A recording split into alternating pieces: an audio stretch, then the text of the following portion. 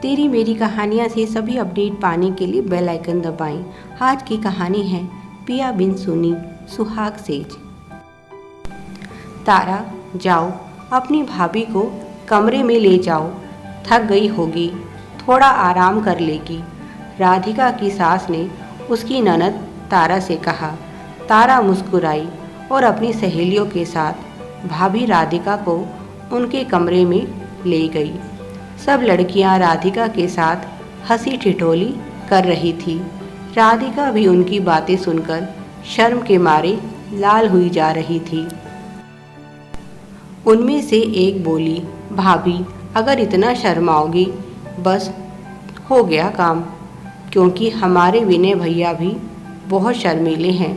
दूसरी बोली, भाभी आज आपकी सुहाग रात है, शर्म से काम नहीं चलेगा। हमारे भैया तो बिल्कुल बुद्धू हैं, आपको ही सब संभालना होगा। और सभी हंसने लगी।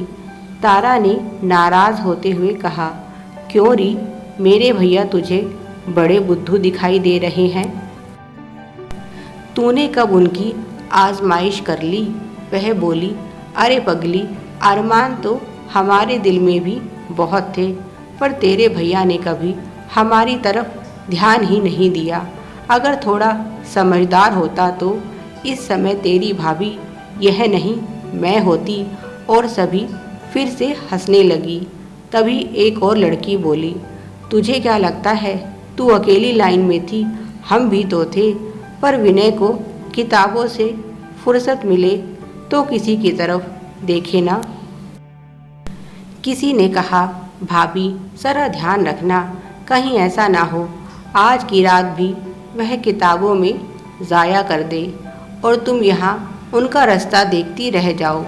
आज उस ब्रह्मचारी को किसी कीमत पर मत छोड़ना। बहुत भाग्यशाली हो जो विनय भैया जैसा पति पाया है।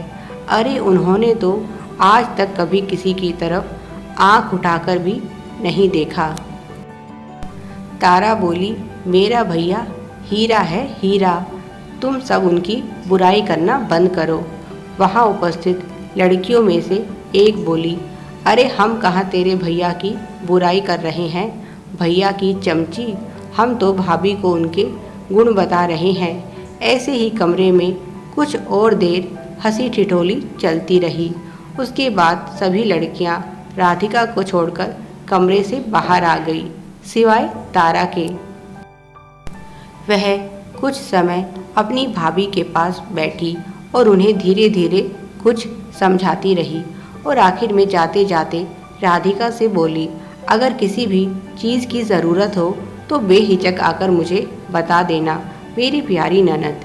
राधिका बोली, मेरा इतना ध्यान रखने के लिए बहुत बहुत शुक्रिया भाभी। तारा बोली, यह कैसी बातें कर रही हो? अगर मैं तुम्हारा ध्यान नहीं रखूंगी तो भला कौन रखेगा?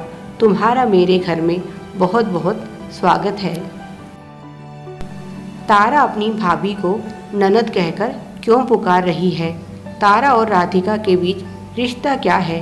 क्या दोनों एक दूसरे की भाभी और ननद लगती हैं? जी हाँ, आपने बिल्कुल सही समझा। तारा की शादी राधिका के भाई मुकेश के साथ हुई है, जबकि राधिका की शादी तारा के भाई विनय के साथ। और इस तरह से दोनों एक दूसरे की भाभी भी हैं और ननद भी। तारा की शादी राधिका की शादी से ठीक 2 दिन पहले हुई थी। उस समय राधिका साए की तरह तारा के साथ रही और उसकी हर ज़रूरत का बहुत ख्याल रखा। इसीलिए अब यही तारा अपनी भाभी के लिए कर रही है। वह भी राधिका का बहुत ध्यान रख रही है, क्योंकि भाभी होने के साथ साथ वह उसकी ननद भी है और वह जानती है कि उसके पति मुकेश की अपनी बहन में जान बसती है। उसने तारा से खास तौर से कहा था कि मेरी बहन को किसी तरह की कोई तकलीफ ना होने पाए। इसीलिए वह राधिका का बहुत ध्यान रख रही है। दरअसल राधिका और तारा की शादी एक पुरानी प्रथा आटा साटा के तहत हुई है। इस प्रथा के अनुसार लड़की के ससुराल पक्ष के लोगों को उसके पीहर में लड़की देना अनिवार्य होता है। शादी में ना तो उम्र और ना ही गुण और योग्यता देखी जाती है। यह एक तरह से अदला बदली है। ऐसे ग्रामीण क्षेत्र जहाँ पर लड़कियों की संख्या कम है, वहाँ पर खास तौर से इस तरह की प्रथा प्रचलित है। तारा के माता पिता उसकी शादी किसी ऐसे लड़के से करना चाहते थे जो कि सरकारी नौकरी करता हो, पर काफ़ी प्रयासों के बाद भी उन्हें सफलता नहीं मिली। ऐसे में उन्होंने तारा की शादी का यह उपाय निकाला और मुकेश की शादी तारा से और राधिका की शादी तारा के भाई विनय से हुई। मुकेश की बहन राधिका है और विनय की बहन तारा है। फर्क बस इतना है कि जहाँ तारा विनय की सगी बहन है, वहीं राधिका मुकेश की सगी बहन न होकर ममेरी बहन है, क्योंकि मुकेश के तो कोई बहन है ही नहीं। पर मुकेश उसे सगी बहन से भी बढ़कर प्यार करता है। दोनों के परिवार इस शादी से खुश थे और लड़कियों की पसंद नापसंद का तो सवाल ही नहीं उठता। जहाँ ऐसी प्रथा हो, वहाँ लड़कियों की क्या दशा होती होगी, आप स्वयं ही अंदाज़ा लगा सकते हैं। तारा यह कहते हुए कमरे से बाहर चली जाती है कि भाभी भैया बस आते ही होंगे। सबके जाने के बाद राधिका चारों तरफ कमरे को देखने लगी। कमरे को बहुत ही खूबसूरती से सजाया था।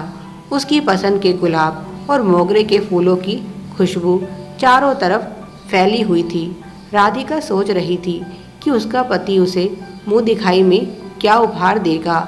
उसकी सहेलियों ने उसे समझाया था, जब तक तुम्हें उपहार ना मिले तब तक अपना घूंघट मत उठाना। वह बहुत उत्साहित थी अपनी सहेलियों को अपनी सुहाग रात और ससुराल के बारे में बताने के लिए। वह सोच रही थी शायद विनय उपहार में उसे सोने की चेन देगा, क्योंकि उसके भाई ने भी तारा को सोने की चेन ही भेंट दी है। वह यही सोच सोच कर खुश हो रही थी कि इतराते हुए अपनी सभी सहेलियों को अपनी सोने की चेन दिखाऊंगी। अभी तक उसकी जितनी भी सहेलियों की शादी हुई है, किसी को भी सोने की चेन नहीं मिली। सभी को अंगूठी या झुमके ही मिले हैं। राधिका घर के कार्यों में तो निपुण है, पर शादी के क्या मायने हैं, अभी उसकी बाल बुद्धि इन सब बातों को नहीं समझती। अभी उसकी उम्र ही क्या है, महज 17 साल। वह तो उसके माता पिता ने सरकारी नौकरी के लालच में उसकी शादी इतनी जल्दी कर दी, क्योंकि विनय सरकारी शिक्षक है और उन्हें लगा पता नहीं आगे कहीं इतना अच्छा रिश्ता मिले या ना मिले। और फिर पिछड़ा हुआ क्षेत्र होने के कारण यहाँ लड़कियों की शादी जल्दी कर दी जाती है। राधिका की कई सहेलियों की शादी पहले ही हो चुकी है। राधिका को थोड़ा डर भी लग रहा है कि पता नहीं उसका पति कैसा होगा। सगाई के समय जब उसने विनय को देखा था तो उसकी व्यवहार को देखकर वह थोड़ा डर गई थी। उस दिन वह ज़्यादा खुश नज़र नहीं आ रहा था। जितनी खुशी और उत्साह उसके भाई को अपनी शादी को लेकर था, उतना उसे विनय में नज़र नहीं आया। उसे इतना तो समझ आ गया था कि उसका होने वाला पति थोड़ा गुस्सैल है। राधिका अपने ही विचारों में खोई हुई सिमटी सकुचाई अपनी सुहाग की सेज पर बैठी है और तभी कमरे में विनय का प्रवेश होता है। उसे देखकर राधिका का दिल ज़ोर ज़ोर से धड़कने लगता है। वह अपना घूंघट और भी लंबा खींच लेती है। उसने तय कर लिया है, बिना भेंट लिए तो वह घूंघट नहीं उठाएगी। Please like, share and subscribe. Thanks for watching.